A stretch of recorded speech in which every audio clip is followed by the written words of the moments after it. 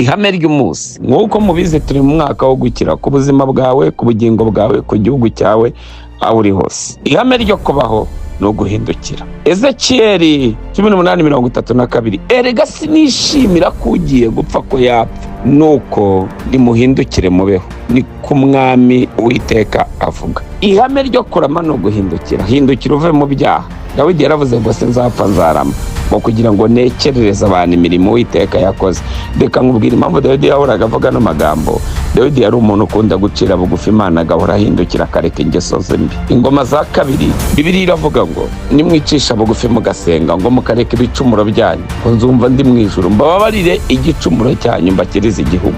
Icyo ashatse kuvuga ahangaha ni iki? Nuhindukira ukareka imirimo yawe mibi, ukareka ingeso zawe mbi, Imana iravuze ngo numara guhindukira ngo nayo iraguha kubaho. Uyu munsi wa none reba ibintu bibi wari urimo ugenderamo, uyu munsi uhindukire ubwira Imana ngo Mana nkunze ubuzima, ndetse bibi, ndetse ibyaha, ndetse ibibi byose narindimo, ibyo narindimo byose ndabiretse ndahindukiye. Ubwira Imana ngo Mana ndashaka kubaho. Wumvise ko hano Bibiliya ivuze ngo ihame ryo kubaho no guhindukira ukareka ibi. Bibiliya iravuga ngo imyaka y'abanyabyaha iratuba. Uyu munsi wa none shoje nkubwira ngo ibukuriwe biri mu bigize amahame.